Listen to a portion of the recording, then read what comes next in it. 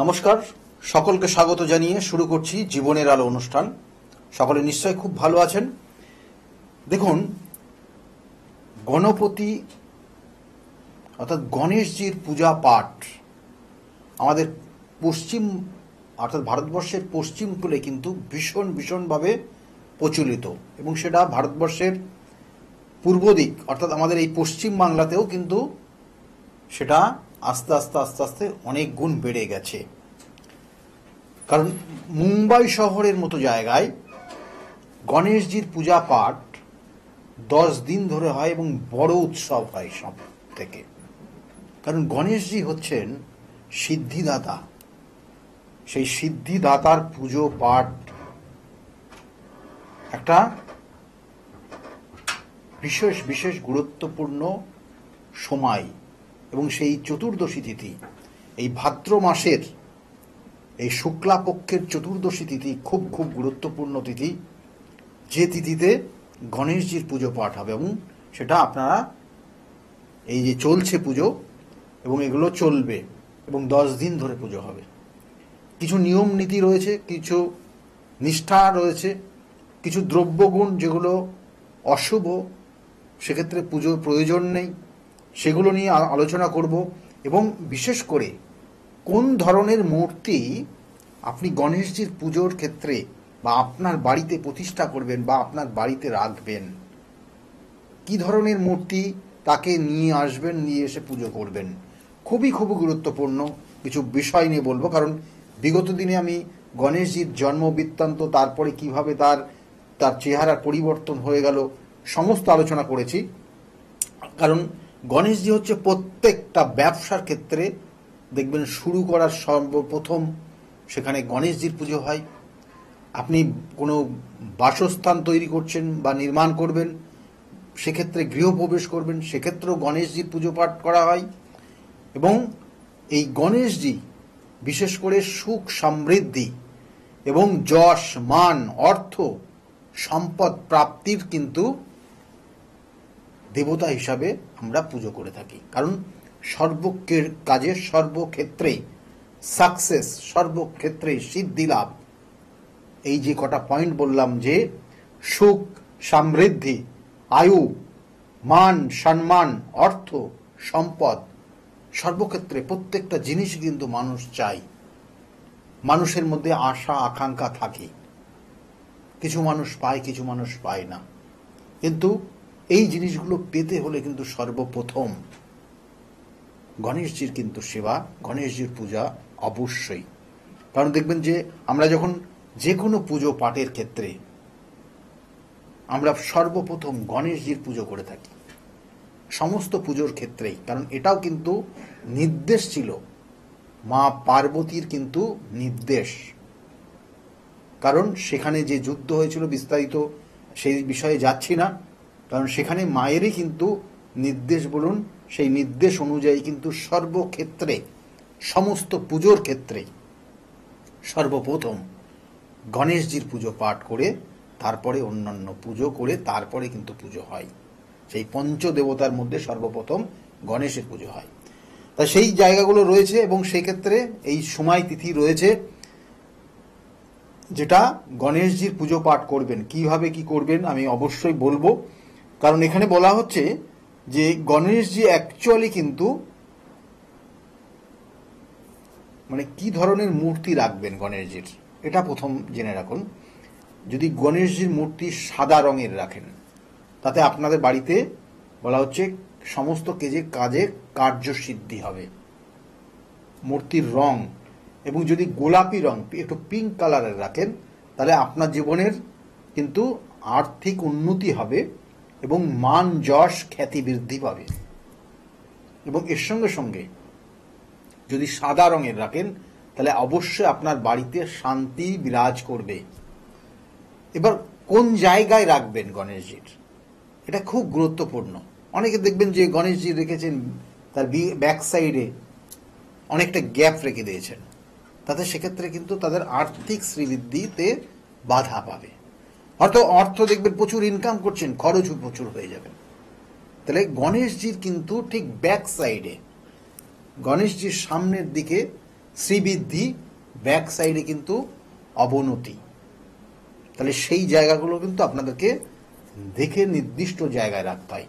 গণেশজির আপনি উত্তর দিকে রাখতে পারেন, গণেশজি উত্তর পূর্ব কর্নারে রাখতে পারেন, গণেশজিকে আপনার বাড়ির পূর্ব দিকে রাখতে পারেন। তাহলে এই জায়গাগুলো কিন্তু গণেশজির জন্য উপযুক্ত। গণেশজিকে ভুলেও দক্ষিণ দিকে রাখবেন না। দক্ষিণ দিকে রাখলে গণেশজি আপনার বাড়িতে অশুভ তাণ্ডব করতে পারে। তাহলে সেই জায়গাগুলো কিন্তু রয়েছে। এগুলো বিশেষ বিশেষ কানেকশন। এবং এখানে এই গণেশজির যে মূর্তি আপনারা দেখেন, যে তার চেহারাটা বিরাট একটা আকার চেহারা, তার ভুঁড়ি রয়েছে বড়। আমি তো বারবার বলি যে আপনি এই গণেশজির যদি মূর্তি থাকে, যারা পড়াশোনা করছে বা আপনি কোনো শুভ কাজের উদ্দেশ্যে যাচ্ছেন, গণেশজির ওই ভুঁড়িতে যদি আপনি হালকা করে আলতো করে হাত বুলিয়ে যেতে পারেন, তাহলে আপনার যে উদ্দেশ্যে যাচ্ছেন সেই উদ্দেশ্য সাকসেস হবে। কারণ গণেশজি কিন্তু সেটা চাই। গণেশজির আপনি যদি ভুঁড়িতে হাত বুলান, তাহলে গণেশজি যেমন খুব আনন্দ পাবে, সেই সঙ্গে সঙ্গে আপনার সেই আনন্দের কারণে আপনার সাকসেসের জায়গাটাও তৈরি করবে। তাহলে এটা আপনি যদি কোনো গুরুত্বপূর্ণ কাজের উদ্দেশ্যে যান কোনোদিন, তাহলে আপনার গৃহের যে গণেশজি আছে তার ভুঁড়িতে একটু হাত বুলিয়ে যাবেন। এবং এর সঙ্গে সঙ্গে বলা হচ্ছে যে গণেশজির যে মূর্তি রয়েছে, অর্থাৎ মাথা, সেটা হচ্ছে সুরযুক্ত, অর্থাৎ হাতির সুর সহ হাতির মাথা বসানো আছে। কারণ এখানে যেটা বলা হচ্ছে, তার যে জন্ম বৃত্তান্ত নিয়ে শিবপুরাণের বিভিন্ন কাহিনী থেকে যেটা পাওয়া যায়, যে পুরাণ তত্ত্ব অনুযায়ী বলছে গণেশের জন্ম অ্যাকচুয়ালি কিন্তু মাতা পার্বতীর ইচ্ছা অনুযায়ী হয়েছিল, এবং মাতা পার্বতীর ইচ্ছাই গণেশজির জন্ম হয়েছিল। সেখানে কিন্তু শিবের কোনো গুরুত্ব ছিল না।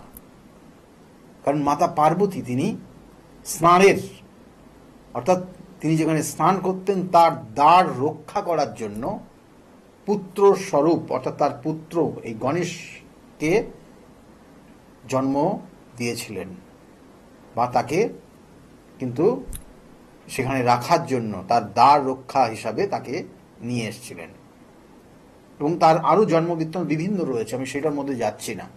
এবং বিশেষ করে শিব যখন কৈলাস থেকে বাইরে গেছিলেন, তারপরে যখন তিনি ফিরে এসে দেখলেন যে তার দ্বার রক্ষার জন্য একজনকে রাখা হয়েছে এবং সে শিবকে ভিতরে প্রবেশ করতে দিচ্ছে না, এবং অনেক দেবতারাও একটা সময় সেখানে এসে সেই কথোপকথন শুনতে লাগলো, এবং কোনোভাবে অনুরোধ করেও গণেশজি কিন্তু তার দ্বার থেকে সরে যায়নি।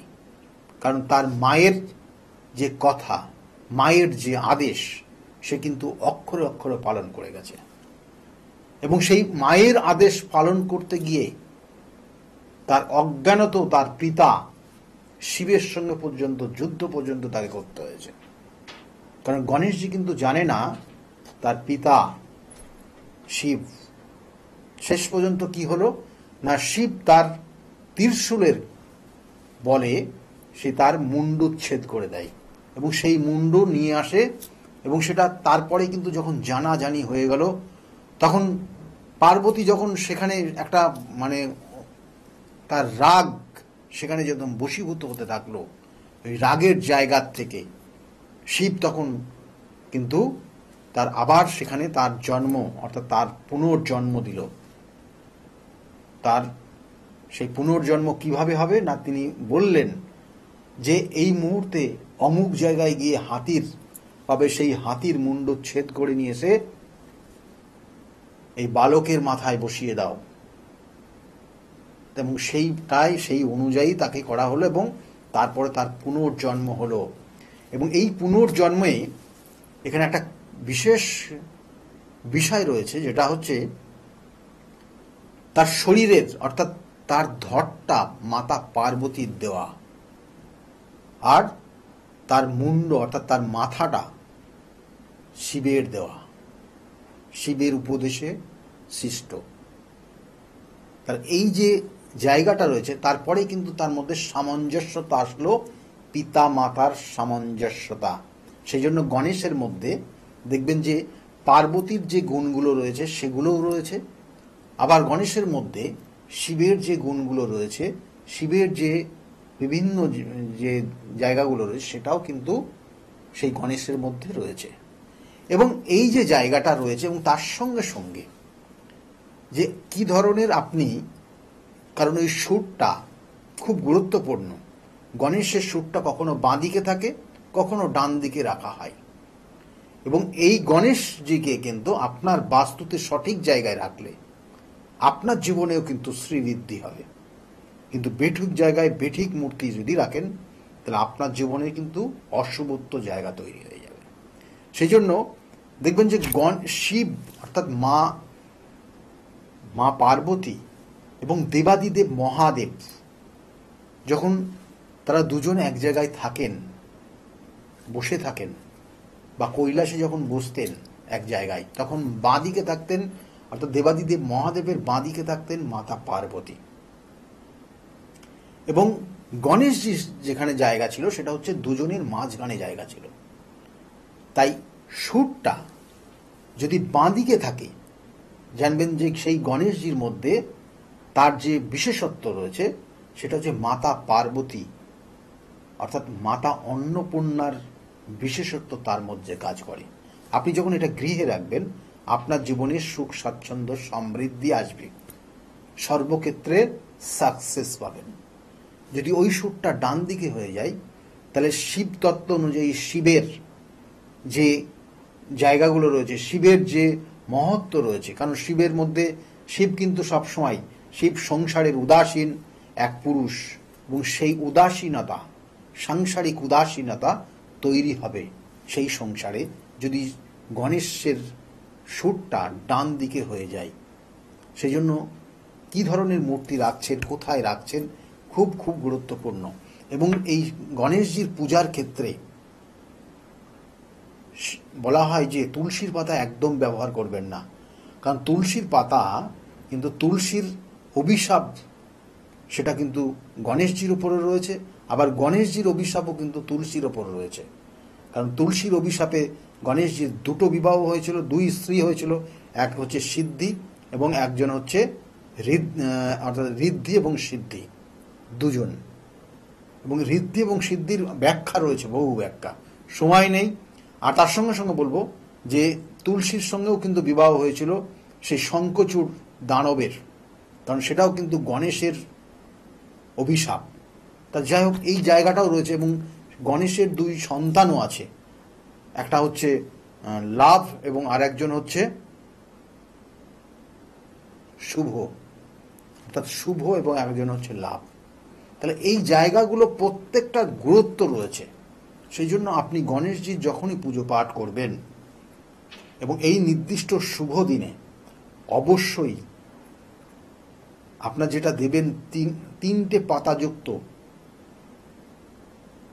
দুর্বা লাল সুতো দিয়ে বেঁধে দেবেন, এবং ওই দুর্বাটাকে 21 দিন, অর্থাৎ 21টা দুর্বাকে আপনি আপনার ক্যাশ বাক্সে রেখে দেবেন খুব যত্ন করে, শ্রীবৃদ্ধি হবে। আর যারা স্টুডেন্ট রয়েছে তাদের বলবো হলুদ, গাঁটি হলুদ নেবেন, কাঁচা হলুদ পাওয়া যায়, ওই হলুদটাকে কিন্তু লাল আর হলুদ সুতো দিয়ে জড়িয়ে, মৌলি সুতো বলা হয়, ওই সুতো দিয়ে জড়িয়ে পড়ার স্থানে, পড়ার বই যেখানে রাখা থাকে সেই পুস্তকের মধ্যে রেখে দেবেন। তাতে তাদের জ্ঞান শ্রীবৃদ্ধি হবে এবং দিনের পর দিন উন্নতি হবে।